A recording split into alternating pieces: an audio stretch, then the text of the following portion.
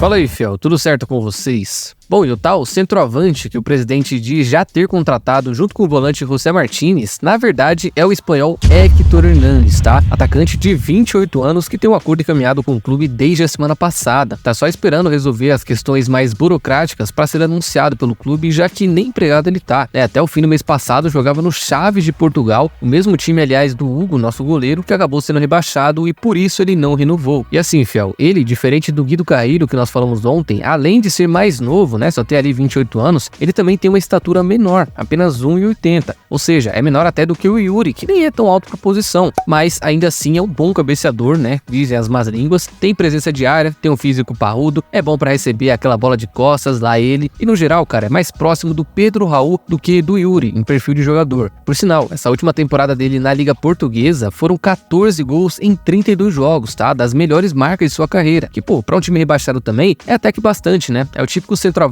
bom em time ruim, que quando a bola chega ele guarda, faz a parte dele. De resto, eu confesso pra vocês, cara, a única coisa que eu fico com o pé atrás assim em relação a ele é que quando eu fui olhar a carreira, o histórico, gols, onde jogou e tudo mais, eu vi que ele até jogou ali boa parte da carreira na Espanha, só que na Série B, né, na segunda divisão. E o pior, ele não conseguiu ser goleador em quase nenhuma delas. Inclusive tem uma temporada dele pelo Elche que ele fez apenas um gol em 31 jogos. Literalmente, cara, um gol em 31 jogos. Não sei o que me surpreende mais, né, se é essa marca ou ele ter jogado tantas vezes assim não ter marcado nada. Por outro lado, no ano seguinte, ele veio aí com 20 gols em 40 jogos, tá? Na mesma Espanha, na mesma segunda divisão e a melhor marca da carreira por sinal. Então assim, você vê que não é um cara com currículo extraordinário, não chega com status de titular na minha visão, por mais que a gente esteja necessitado de um centroavante, ele não chega nos braços da torcida. De todo jeito, que ele seja bem-vindo, que se dê bem no Brasil, porque é a nossa última esperança, né, cara? Se ele não der certo, aí esquece, aí acabou a temporada mesmo.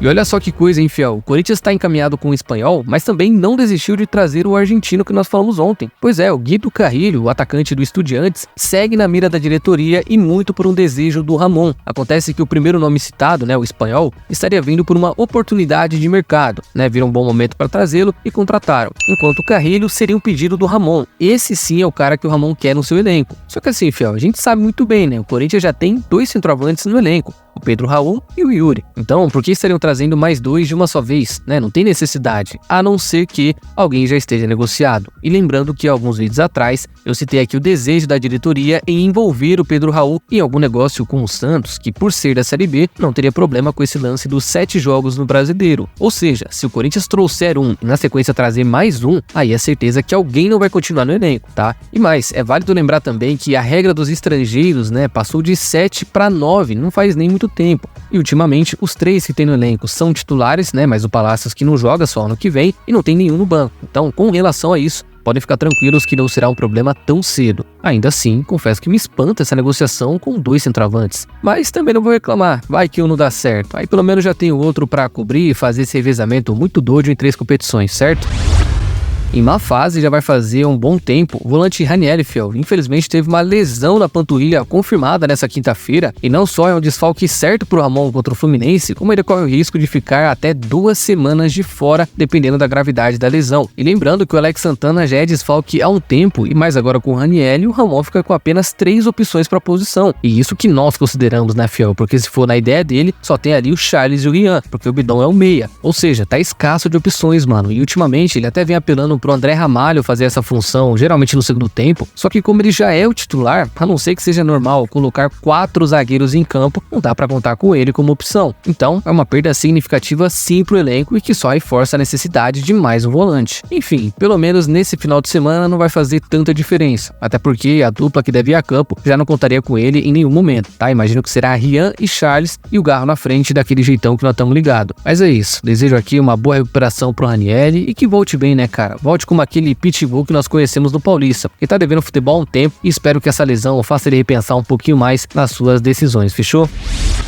O sonho de muitos torcedores que acompanharam a Sula no ano passado, o tal do Rollheiser, que foi parar no Benfica, o tal cemitério de craques europeu, anunciou que o argentino já estaria na lista de empréstimos nessa temporada, né, nova temporada para eles, e o Corinthians, olha só, aparece aí como um dos principais interessados na contratação, e principais entre aspas, né, só mais um. Porém, e aí vem a parte trágica da notícia, é que o jogador prioriza continuar na Europa, porque ele acredita que não vale regredir na carreira para voltar a ter sucesso, ele quer tentar se adaptar por lá. Inclusive, nessa passagem, ele flopou total, tá, fiel? Fez apenas 9 jogos do início do ano pra cá, com apenas um gol marcado, mas praticamente nem jogou direito. Então assim, o Corinthians até pode ficar no rebote e esperar ele recusar todo mundo pra talvez pensar em vir pra cá, mas não é garantido. Se fosse brasileiro, na verdade, até daria pra convencer de alguma forma, mas a Argentina é muito mais difícil. E outra, esse caso dele pode ser parecido até com o do Gabigol. Fraco pra Europa, sem futebol, sem perfil, não tem nada a ver com o futebol de lá, mas da América do Sul o cara reina, tem todo o futebol do mundo. E eu tenho que admitir, ele é bom, joga muita bola e vale a pena tentar. Mas, infelizmente, cara, eu não vejo isso acontecendo tão cedo, tá? Vai ver daqui a alguns anos, mas hoje assim, hoje nessa janela, eu duvido muito. De todo jeito, fica aí o alerta para a diretoria, pro Fabinho, pro Cifute. Não queriam pagar quase 10 milhões no Plata? Olha aí um cara mais barato e talvez com mais futebol. Fiquem de olho, hein?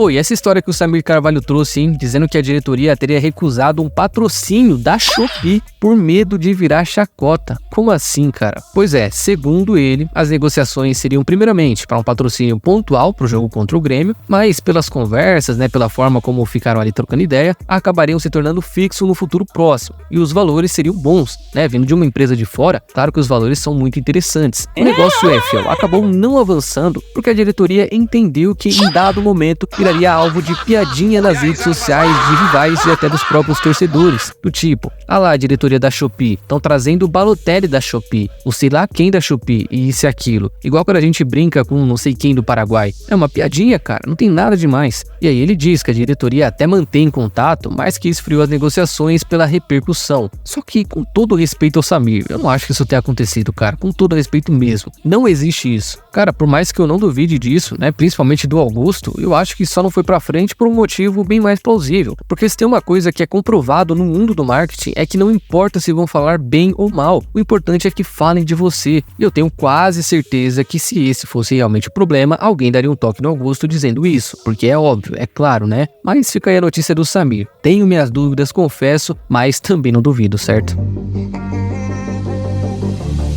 Então, fiel, é isso por hoje. E antes de vocês saírem do vídeo, não se esqueça de deixar a curtida e se inscrever no canal, que já vai estar me ajudando demais e vai contribuir para mais vídeos por aqui, certo? Espero vocês numa próxima, tamo junto e vai, Corinthians!